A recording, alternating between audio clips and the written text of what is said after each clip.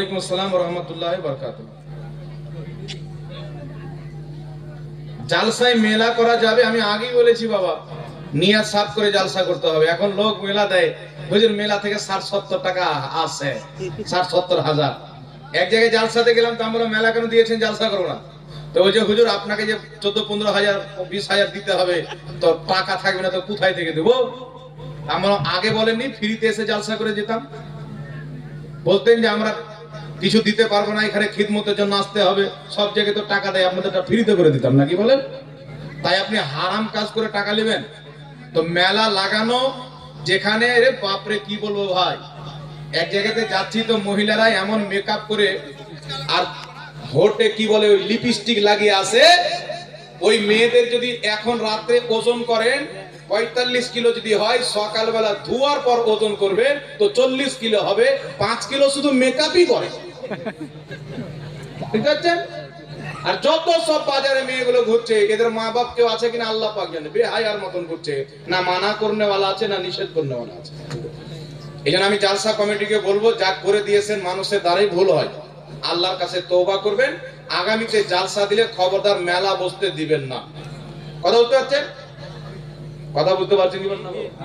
কারণ মেলা দেওয়া যেখানে মহিলারা বেপরদা ঘুরবে, ছেলে মেয়ে একসাথে রাস্তাতে ঘুরে বেড়াবে, এইরকম মেলা এমনিতে হারাম, জালসার নাম দিলে ডবল হারাম। কথা বুঝতে পারছেন? শরীয়তকে বাজায় রাখবেন, জালসা দিলে নিয়ত সাফ রাখবেন। আপনার মাধ্যমে এত হাজারো হাজারো লোক যেইগুলি শিক্ষা পাবে। আজকে যে আকীদার কথা হলো, হক বাতিলের অনেক পরিচয় আপনারা পেয়েছেন। কাল কেউ যদি এসে আপনাকে বলে ইয়াজিদ আমাদের আমির ছিল, ওকে বলবেন তুই তোর মাকে বিয়ে কর, ও মাকে বিয়ে করা জায়েজ বলতো। বুঝতে পারলেন তো ইয়াজিদের চরিত্রটা কি ছিল? নবী সুপারিশ করতে পারবেন, নবীর বাপ মা জান্নাতি, কিভাবে তারা ধোঁকা দেয় অনেক আমি বলার বোঝানোর চেষ্টা করেছি। কিছু না হলো তো একটু বুঝেছেন? তাহলে এই সমস্ত লোক কিছু বুঝেছেন, এই সমস্ত নেকি আপনারা তো পাবেন, সবারই নেকি আজকের জালসার কমিটি পাবে। আর এই নেকি জালসাতে যে গুনহার কাজ লাগিয়েছেন, ওটির কি হবে? রাসূল পাক বলেন সহিহ মুসলিমের হাদিস, মান সান্না ফিল ইসলামে সুন্নাতান হাসানাতান ফালাহু আজরুহা, মান সান্না ফিল ইসলামে সুন্নাতান সাইয়্যাতান কানা আলাইহি বিজরুহা। নবী পাক বলছেন, কোন ব্যক্তি যদি আমার ইসলামে কোন নতুন ভালো জিনিস আবিষ্কার করে, সে নেকি পাবে, তার প্রতি যত লোক আমল করবে সবারই নেকি সেই ব্যক্তি পাবে। কেউ যদি কোনো খারাপ জিনিস আবিষ্কার করে, সে গুনাহ পাবে, যত লোক খারাপ কাজে লিপ্ত হবে সবারই গুনাহ তাকে দেওয়া হবে। সুতরাং জালসা উপলক্ষে বা এমনিতে এইরকম মেলা বসানো নাজায়েজ রয়েছে। যেই মেলাতে মহিলারা বেপরদা ঘুরবে, ছেলে মেয়ে ঘুরবে, এটা একটা আপনি রাস্তা করে দিচ্ছেন একটা খারাপ কাজ হওয়ার। আল্লাহ বুঝার তৌফিক দান করুন, বলেন আল্লাহুম্মা।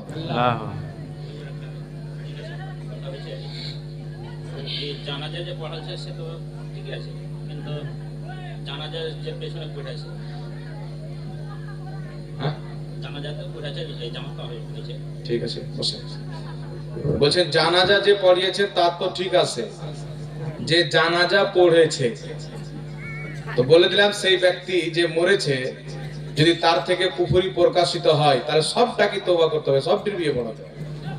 আর তার কুফরি যদি প্রকাশিত না হয়, যত লোক জানাজার নামাজ পড়েছে সবাইকে তওবা করতে হবে। কারণ দেওবন্দীদের আকীদা হলো আল্লাহ মিথ্যা বলতে পারে, নবীকে আল্লাহ যতটুক ইলমে গায়েব দান করেছেন ততটুক প্রত্যেক জানোয়ারকেও দান করেছেন।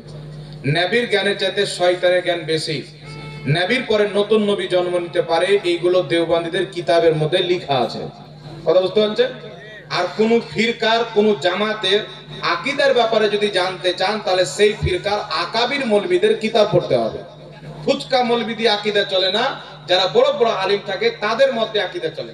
তাহলে যে বলবে আল্লাহ মিথ্যা বলতে পারে, তাদের আকীদাকে না জেনে কেউ যদি ওই জামাতে যায়, তাহলে সেই ব্যক্তি কমপক্ষে গুমরাহ হবে। আর এই রকমের জানাজা পড়লেও পড়ালেও সবাইকে তওবাটা করে নিতে হবে। কথা বুঝতে পারছেন? কিছু কিছু মানুষ গ্রামে বাস করে, যারা মাছ মারবে, কাদা মাছ কথা হয়েছে, এটাই আজ 2 বছর আগে থেকে বলা হয়েছে যে গ্রামে যে কয়টা আছে মুখ্য লোকগুলোকে বলা হয়েছে, যে কয়টা আছে তাদের সব কিছু বন্ধ করে দেন, এই যাতে না থাকে একজনকে করে সবাই শুধরে যাবে। কিন্তু গ্রামের লোক সেটা সাপোর্ট দেয় না, কিন্তু এই ফুচকা জিনিসটাই মানে তারা আরম্ভ করেছে। ঠিক আছে, বুঝে গেছি আমি। বসে দেখেন বিরাদর ইসলাম, সমাজের মধ্যে কিছু লোক যদি মোবাইল শুনে, হোয়াটসঅ্যাপ গ্রুপ দেখে, গুগল দেখে আমার দিকে তাকান, পথভ্রষ্ট হয়, ওয়াহাবি দেওবন্দি দলের দিকে আকৃষ্ট হয়, তাহলে সমাজের মন্ডল মাতাবদের কর্তব্য হচ্ছে তাদেরকে বসিয়ে ভালো একজন বিজ্ঞ আহলে সুন্নাতের আলিম মুফতি ডেকে তাদেরকে বুঝানো। কথা বুঝতে পারছেন?